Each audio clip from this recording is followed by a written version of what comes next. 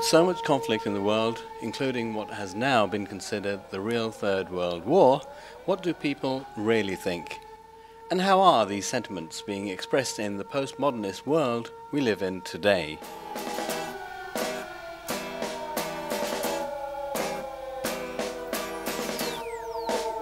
I'm against the war in Iraq. Against it. Against the war, absolutely, yeah. I'm against all wars, and I'm against this war in Iraq in particular.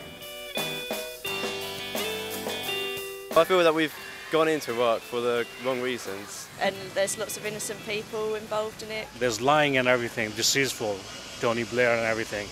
And the Bush, since he came, is a very dangerous war. It's not a peace, it's not a freedom. So they're just using for terrorism based off lies and everything, you know, so. We're not actually doing any good for the people in Iraq, and there's better things in the world that we could be doing.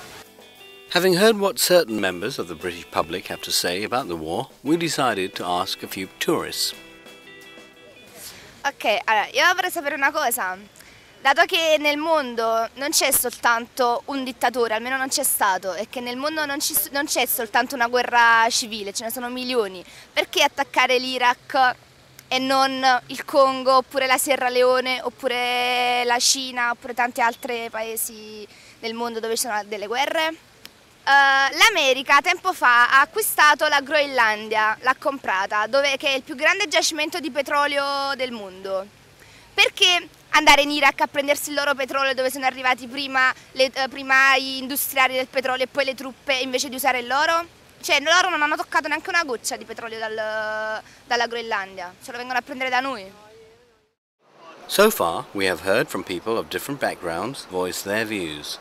In a moment, we'll be speaking to a long-running campaigner just outside the Houses of Parliament. All we are saying is give peace a chance. But Tony Blair is a criminal. Children and women and soldiers are dying in Iraq today for profits for American big business. Sometimes maybe wars have to be fought. This is a war that's being fought for control of oil in Iraq. America is determined to have control of that oil, and American big business and British big business are determined to have shares of the profit to be made from Iraq.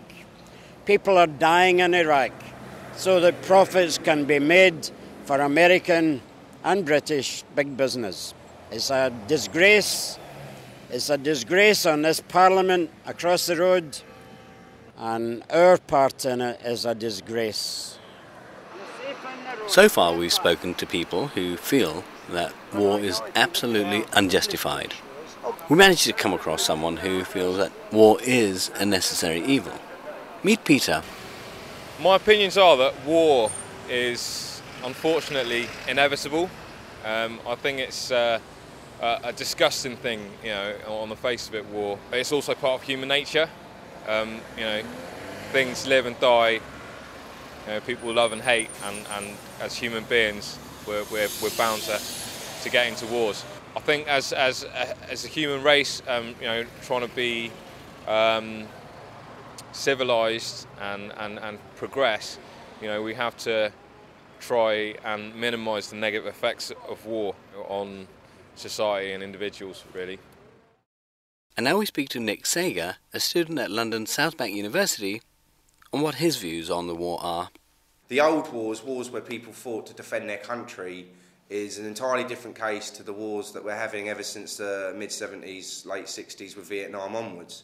So, to me, I think modern war, the wars we're having lately, are a joke. They're for political gain and they're for money. But I think music is always a good tool to get the message across. It's, you know, the international language, if you like. Music's always been a good vehicle to reach peace.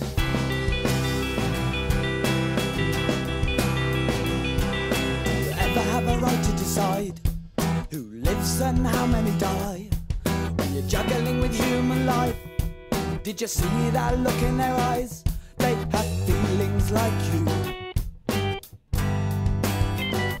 It's your brother, you fool.